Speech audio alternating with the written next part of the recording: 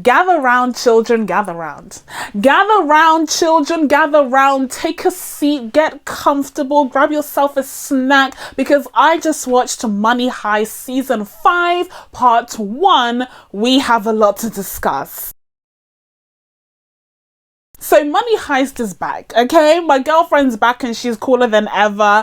Listen, I actually haven't had a relationship with Money Heist for very long, actually. I only started watching this series this year. And like, first of all, why did you guys not tell me about this show? Why are you trying to hide it for yourself? I'm just kidding. Listen, I know that the majority of the world has been on the Money Heist train since day, because I know that whilst this series was actually a bit of a bomb on Spanish television, as soon as it dropped on Netflix, it became a global sensation to the point where it became one of the biggest shows on the platform as a whole across the world, which is astonishing. And of course, earlier this year, I was banging on about how much I love Lupin, which, by the way, I adore Lupin.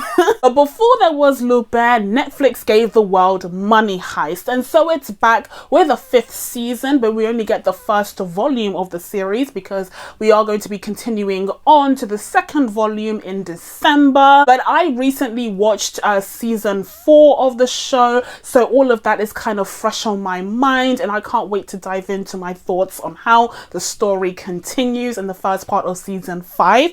But before we get into all of that, as per usual, you know the spiel: like and subscribe, turn on your notifications, and let me know what your thoughts were on this crazy ass series so far. Now, without further ado, let's get into my thoughts on Money Heist season 5 part 1. So first of all, somewhat controversially, I didn't quite get Money Heist at first, okay? I enjoyed the first season of the show, and then I also kind of enjoyed the 2nd season, but I will say I got a little bit tired of being in the same kind of setting of, like, I think it was the Bank of Spain before, and then it became the Royal Reserve.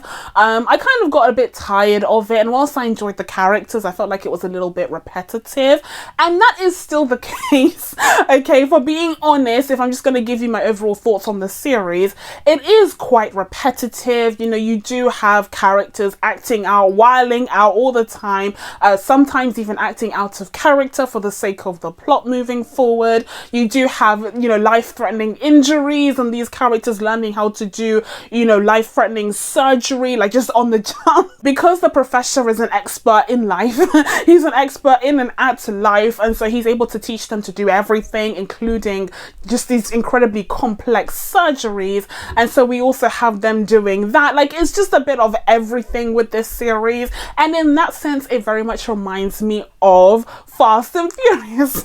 I'm starting to think that Money Heist is to the heist genre what Fast and Furious is to, like, car racing. However, I will say in the case of Money Heist, it does still focus on the heist, and I think one of the things that really drew in so many people around the world was the complexity, was the level of genius involved in these heist plans and plots. Like, truly, the professor is unmatched. The professor is, oh my goodness, could you imagine like a crossover between the professor and the only person who could ever solve his plan and solve any of the mysteries that he leaves, and that of course being Sherlock Holmes? Can you imagine? Can you imagine a team up between the professor and Sherlock Holmes, and then you can add in Lupin? Oh my god, I've been saying I wanted a crossover between Lupin and Sherlock Holmes since day. Where is it? Okay, by the way, but can you imagine a 3-way crossover between those 3 properties? That would blow my mind. I feel like it would just make sense, because again, we're dealing with incredible intelligence here, these, you know, incredibly complex, contrived plots. I feel like all 3 properties would fit right in with one another. But in terms of looking at the professor himself and his crazy schemes and how he's able to teach, you know, the members of his gang all of these various skills in order to perform these crazy complex plots. I think that's what sucked people in. I think that's what people really find unique and fascinating about the series, is just how ultimately smart it is. Another thing that I think people are really attached to when it comes to the series is, of course, the team dynamics between the members of the gang. I feel like the gang have become, honestly, like iconic in terms of this gang of people, these misfits who come together to perform one of the greatest heists of all time, each with their own personality traits, each with their own relationships with one another, and of course with their own backstories that we explore throughout the series, and in particular when it becomes relevant to the plot. I do feel like the series, as I mentioned earlier, does suffer from a little bit of repetition. I personally feel like it sometimes gets a bit stale, you know, seeing these characters go through the same thing over and over again, you know, seeing the action kind of gets escalated, to be fair. Like here we have the introduction of the army, which is crazy, but at the same time it makes sense, just realistically speaking, because they're in the Royal Reserve. Like, what do you expect is gonna happen? It's way out of the police's control at this point, so we do have the introduction of the army, but like I said, you see the same things happening time and time again, characters making these rash decisions for the sake of the plot moving forward, even though it doesn't really make sense, as is the case with Helsinki. And also it doesn't help that the series is a little longer than I think it needs to be.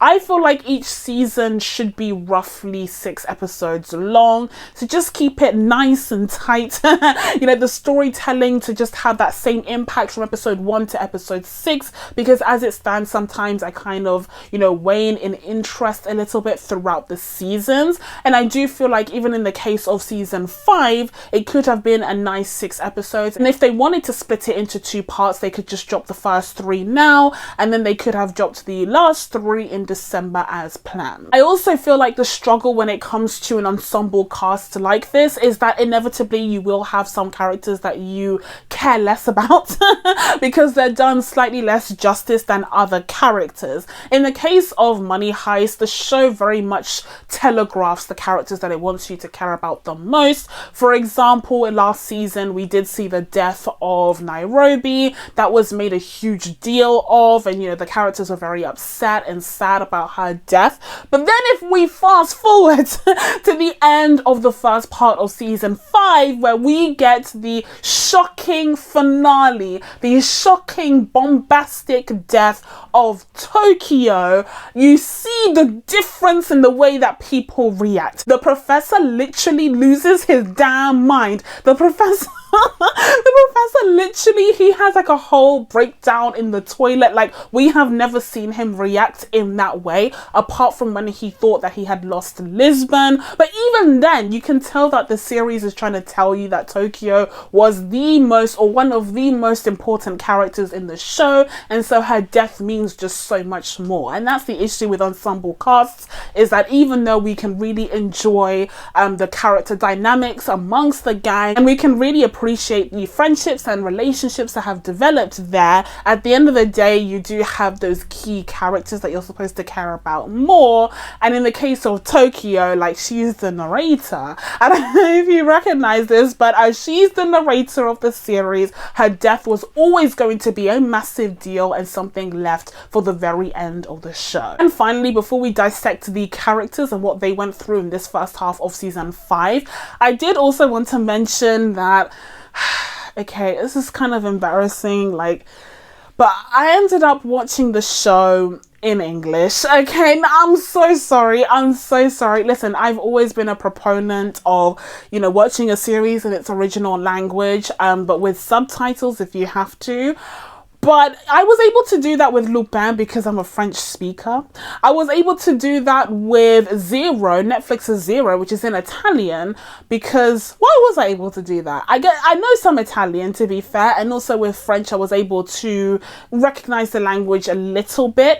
But in the case of the Spanish, like, I'm much better with like Latin American Spanish, but Spanish from like actual Spain is really tough to follow. It's really tough to follow. Okay, I gave up. I'm sorry. I let the culture down. I'm sorry. So I had to watch it in English, and it was off-putting initially with, you know, the dub. But honestly, it wasn't that much of a shock to me. Growing up, I did watch quite a few films that were dubbed in French on French channels, so it wasn't like something that I'd never experienced before. But I just wanted to disclose that yes, I did watch this in English. It just made it so much easier, and to me, so much better to follow along the story. But with all of that being said, now let's dive into some of the nitty-gritty of each of these characters and the foolishness that they were up to in this first half of the season. So first of all, let's talk about the Professor, the mastermind behind it all. He takes Mastermind to a whole new level, and like I said, I feel like that's one of the things that really draw people into the series, is just how crazy complex his plots are. But after the finale of season 4, we saw the Professor more vulnerable than he has ever been, because yes, Alicia, who used to be the head of this investigation and was the negotiator on this case before she was bulldozed over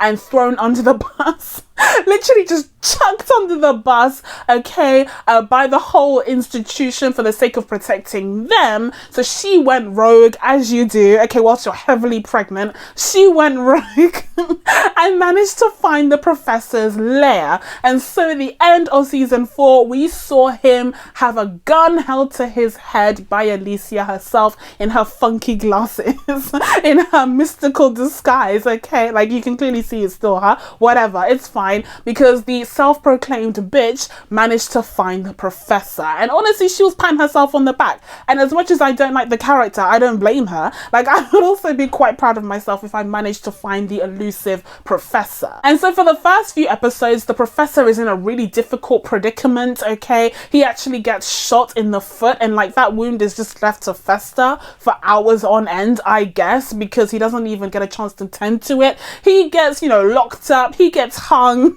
It's like a rough few days for the Professor whilst Alicia is in control. And then you actually get the return of some of the crew, including Marseille, who was out creating a diversion for Lisbon to enter the reserve. And they unfortunately also end up getting tied up by Alicia, although I don't know how. Like, none of these men could overpower this heavily pregnant woman. Can we talk about the fact that she's heavily pregnant for a second, okay? The fact that she was heavily pregnant whilst doing this, I don't know what they're trying to convey. Like, I don't know what the message is there, that she's incredibly tough regardless of the fact that she's pregnant, or that she's like got a death wish, or that she just doesn't care about the safety of her child. Why on earth would you walk into this like criminal, this well-known mastermind of a criminal's lair when you're heavily pregnant? Even if you don't care for yourself, okay, even if you don't care about yourself, you're like, I can take this risk. You're like minutes away from giving birth. Why would you? And I understand she's on the run, but like, why didn't she run? Why didn't she run? Instead, she was just so fixated on catching the Professor, the man that she thinks destroyed everything for her, even though she doesn't recognize at first that it's actually the institution that she worked for that threw her under the bus and ruined everything. But yeah, for the first couple of episodes, the Professor is too busy worrying about the gun that's being held to his head, so he's not able to coordinate the plan the way that he usually does for the gang in the actual building. And then they also find out that Alicia has him captive, and that causes a bit of a panic in them because they realize for the first time ever they no longer can rely on the Professor in order to guide them through this process. But then at the end there, of course, the chickens come home to roost because Alicia ends up giving birth on the filthy, dirty floor. The filthy, dirty floor of the Professor's lair. And honestly, that scene is just so ridiculous. Again, this is why this series reminds me of Fast and Furious, because like a lot of things just don't make sense. A lot of things are crazy, ridiculous, don't make sense, but at the same time still incredibly entertaining. She's trying to give birth on the floor. She's trying to tie up her phone to this like long stick so she could see down where her child is entering the world. And it's like, it's shambles. It's a shambles. And the professor has to come in because, again, he knows everything. Of course, he's also a midwife on the side, and he's able to help her give birth to her child. And yeah, it's crazy, but at the same time, it is kind of heartwarming to see how having a baby there does kind of calm everyone down a little bit and bring out the humanity in them. But ultimately, in order to give birth, Alicia had to release the professor and his crew. Like, there was no other way about it. And so she ends up in less of a position of power after she's given birth to her daughter. She's just kind of hanging around a little bit after that happens, and the professor is able to re-establish a connection with his crew in the building. But unfortunately, the damage has already been done because things have escalated out of control.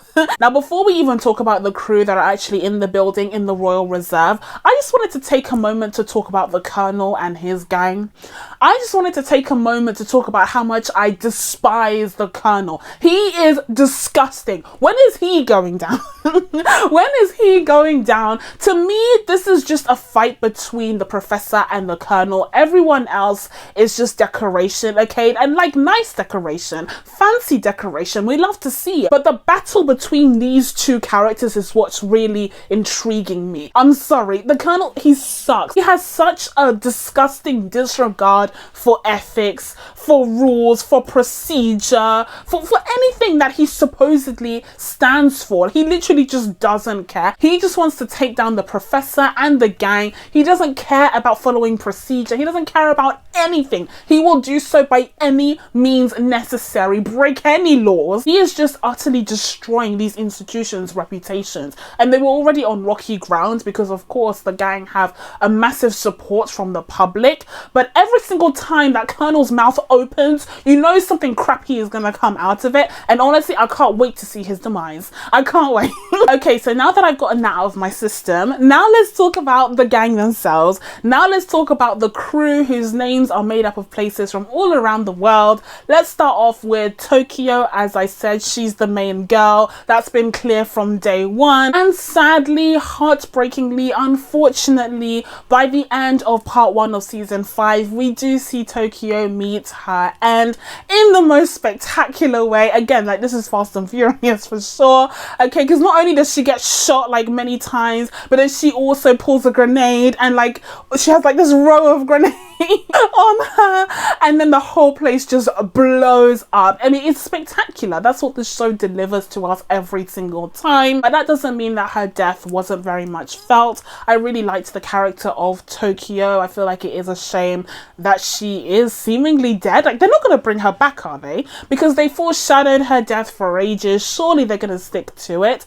Although, I mean, I can imagine a series like this bringing them, like, why not? Why not just bring her back from the dead, I guess? I will say, though, when it comes to the character of Tokyo as a whole, I do feel like she was a little bit meandering, especially in the first half of season 4, where she was kidnapped by, oh god, I can't remember his name. He's like the guard. He was the head guard of the Royal Reserve. He was this crazy, sadistic character that kidnapped Tokyo and was just kind of having her hanging there for ages. And there were a few episodes where she wasn't really doing anything. And then, of course, Nairobi died and everyone got really upset, and so did she, and she attacked him, blah blah blah. But yeah, I feel like the character has kind of lost her way a little bit, but in the first half of the season they did manage to kind of refocus her, bring her down to her roots, and exploring where she came from a little bit more, just so they could kind of build up to this climactic ending of her ultimately dying. So then next up we have the character of Lisbon, who was able to sneak into the Royal Reserve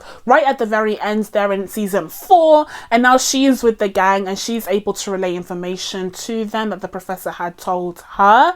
I don't really know why she needs to be in the Royal Reserve. Is it to prove that she's not in prison or anywhere else, as the government are trying to say? Is that why she needed to be in the Royal? I don't know why she needed to join I don't know why she needed to join them. Surely it would have been more valuable to have, I don't know, Marseille join them or something like that. Like, does she really add a lot to the table? Because the professor checks in with them like all the time anyways, at least until he was captured by Alicia, of course. But he usually does his check-ins all the time. So he could have just been the one to relay the information that she ends up telling them. So I don't know why she strictly needed to be in the building, but they do have that scene where the three women, you have Tokyo, Lisbon, and the blonde one. Oh god, I'm gonna look up her name in a second. But you have that moment where they all come out and they're there to meet with the representatives of the government, including the colonel, who's like all dressed down, trying to act like none of this is bothering him, even though he's clearly had many a sleepless night. Anyway, so they all meet up with them and try to have this truce where they would give over Gandia, that's his name, Gandia. They would give him over because he was injured as per usual. Someone got injured and it was almost fatal. And in his case, he has this shrapnel that's like near his spine, and like any sudden movement or something would kill him, which is ridiculous because we have Helsinki attack him just stupidly whilst this negotiation is taking place, and it shows that like nothing really happens to him even when he's being roughed around. So, you know, fine, like I said, Fast and Furious, like it doesn't always make sense, but the ladies are, you know, trading and acting as these powerful leaders amongst the gang, which is nice to see. So I guess that's the kind of role that she plays in this scenario, but strictly speaking, I don't really know why Lisbon had to be there specifically, other than she needed to escape from prison, and if she did, we wouldn't get the interactions between the professor and Alicia if she ended up in his lair. Okay, so next up we have Denver, and he of course comes as a package deal with Stockholm, and like they're there. They're there. Like I don't know, I feel like when it comes to the character of Denver, he's been quite stagnant throughout this series. We haven't really seen a ton of, well, I guess, you know, in his relationship with Stockholm, to be fair, there has been a lot of change there, but all of that is being put into question because of the introduction of Manila, who is, I thought, Denver's cousin? Is she Denver's cousin? Is she Denver's cousin or like old friend or something? Anyway, she's in love with him and like I hate it. Like truly thanks, but I hate it. Like no one asked for this love story. No one asked for this whatsoever. Like I like the fact that Manila is a confident, you know, trans woman in this series. I like the fact that she can hold her own, that she's smart, that she's able to be a part of this crazy world just so seamlessly. And so I really didn't need her to have this whole unrequited love story. Like we've seen this so many times with LGBTQ characters. Like, can we just leave that?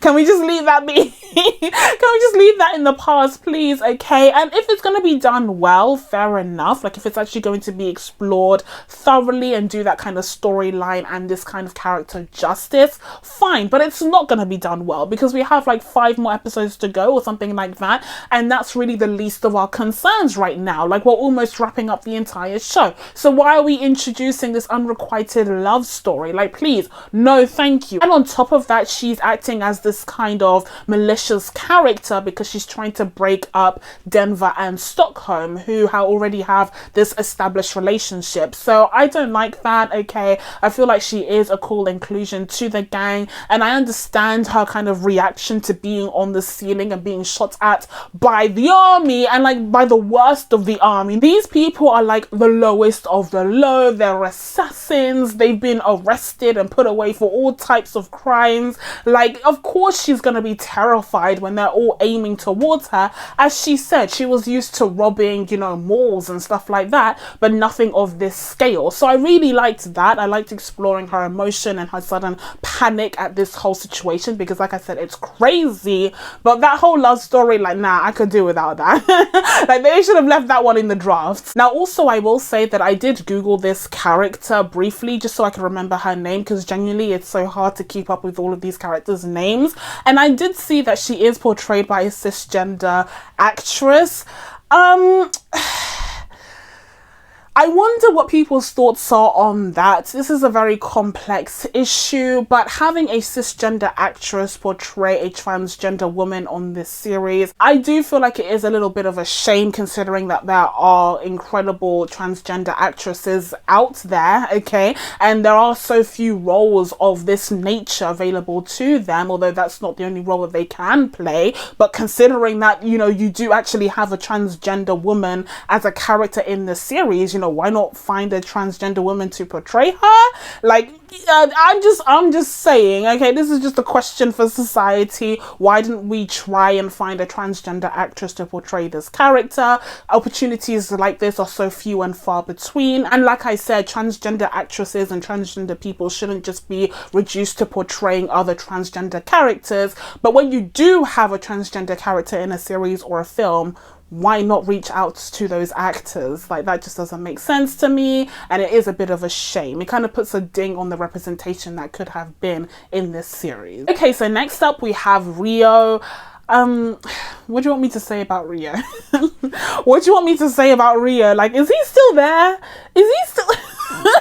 Is he still... Half the time I forget that he's even a character on the show, honestly, until he makes an appearance from a corner somewhere looking traumatized. And I completely understand that the character is literally traumatized. Okay, he literally hasn't slept in, like, I don't know, weeks because of the PTSD that he's suffering from being tortured.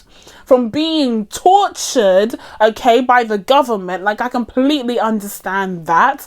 But, you know, after that happened, not much has been left for the character to do or to stand out in any way. And so, yeah, I do feel like Rio as a character has lost his shine a little bit. At the very end there, it was touching to see him mourn the loss of Tokyo, who he of course was romantically involved with. But with the breakdown of their relationship, I do feel like the character lost his kind of significance in the story. And then next up we have Bogota, and you know, well, again, like, it's an ensemble cast, but not everyone is on the same level. Like, what do you want me to say about Bogota? Like, he also lost his love interest, except in Nairobi last season. And that was, you know, really sad, like really upsetting. And same for Helsinki. Like, I completely understand why they're annoyed and really angry at Gandia. Like, I completely get it. But, like, in terms of their characters, like... Moving on. Next up, we have Palermo. So Palermo... I don't know, man. He's supposed to be this, like, crazy, wacky, wild card. He's the genius, the mastermind behind a lot of this plan as well. Like, it was his baby. He treasured it. He cares more about the plan, the heist, than anything else. At least he did, until that all of a sudden changed in the end of season 4 for some reason, with the death of Nairobi. And, like, at the beginning, you're expected to believe that this character, like, doesn't care. He literally doesn't care about anyone or anything other than the heist, like the betterment of the heist. And he even frees Gandia to begin with, like completely ruining Tokyo's plans. And under Tokyo's leadership, everything was going to hell because of him and because of his jealousy of the fact that she had taken over. But then all of a sudden he became this, like, you know, like well-meaning, you know, friend of Bogota and Helsinki. It was weird. What happened? Like, what happened? And they do establish that he had this, again, unrequited love story. Like, are we seeing a pattern for these LGBT characters here? He had this unrequited love story with Berlin in the past. And so, you know, that's supposed to be the roots of, you know, his motivations, maybe? What was that supposed to add to him?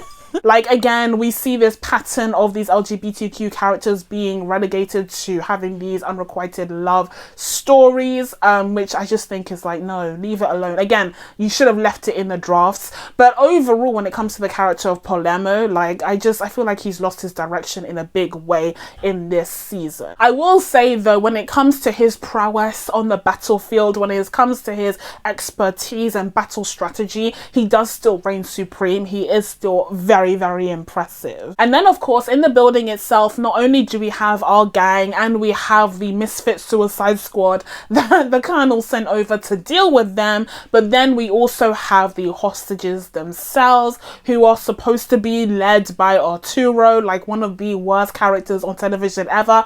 I despise Arturo. This is yet another segment. This is yet another rant about a character. This time around is Arturo. Arturo sucks. Arturo sucks so bad, and I was so happy that Stockholm got called out by Denver for having this double standard when it comes to Arturo, because she was like getting angry that he had been like punched and pushed around, and it's like he literally has been sucking since day one, especially towards you. Now he's like sexually assaulting people and trying to pry them with drugs, as we saw in the previous season. He's literally the scum of the earth. He's literally the scum of the earth, and she always gives him the benefit of the doubt, and like I was sick of it, so I'm glad she was called out on it. But then of course you do get that scene where the hostages band together in order to escape, and they manage to get to the arsenal that the gang have, and you know, chaos ensues there before of course the Suicide Squad are called in to handle matters more personally. But speaking of the hostages themselves, another reason why I feel like this series is a little bit ridiculous is just, you know, realistically speaking, I understand that people are scared of guns, like completely, 100%. I can totally relate to that fear, okay? But if you're in a building for 100 days, being forced to be a hostage, okay, but you see the craziness going down, you see, quite frankly, the disorganization. The disorganization. Sometimes the gang clearly have no idea what they're doing. There are so many disruptions to their plan, and then you also hear of the entry of the military. Surely there would be like more hostage uprisings. Like surely we shouldn't have to wait until Arturo says something in order to get a hostage uprising. Like I feel like it's just, I don't know. I won't say that this is unrealistic because, you know, please, like I'm not going to insult your intelligence that way. But I don't know. I feel like they should do more with the hostages, because it's just weird how they're just a second thought when in reality they're the main reasons why the government couldn't really do anything for the longest time, because they didn't want to have any hostages as collateral damage, until of course, like I said, the colonel just stopped giving a crap and decided to just aim first, ask questions later. But yeah, overall, like I'm into this. Overall, listen, like I said, this is the heist version of Fast and Furious. The storylines are ridiculous, the characters act in ridiculous, plot convenient ways, but at the same time it's so entertaining. These plots and schemes that the professor comes up with are truly just breathtakingly genius, okay? And also the way that the plot is devised so that all of these mysteries unravel in the past and they directly connect with what's happening in the present. Oh yeah, I did forget to mention Berlin, didn't I? So we do go back in time with Berlin and we see his exploits as a thief, this time around including his son, who's just like this innocent kid who went to MIT, but Berlin reminds him that he paid for his education and so he can employ him to do these schemes with him, and so they end up stealing some Viking gold. He does also manage to teach his son this lesson of like, if you want something, you just have to take it. Like you have to take it from whoever has it. And it seems as though his son has his eyes set on his wife, which is like, thanks, I hate it. Like his wife is like his son's age anyway, so I don't know why his wife is with Berlin, but anyways, his son seems to be infatuated by her. I don't like the idea of this woman being handed over from one man to his son, whatever, but yeah, I feel like that's gonna play out somehow, and I'm interested to see how that's going to connect to the present day storyline and that of the professor. But that's it from me. I'm not going to be giving this first half of the season a rating yet because we still have some more episodes to go in December, but now that I told you guys my thoughts on the first part of season 5 of Money Heist, it's time for you guys to let me know what you thought of this series so far down in the comments below. Please be sure to subscribe to catch new videos coming up. Thank you guys so much for watching. I really appreciate it, and I will see you in the next one. Bye.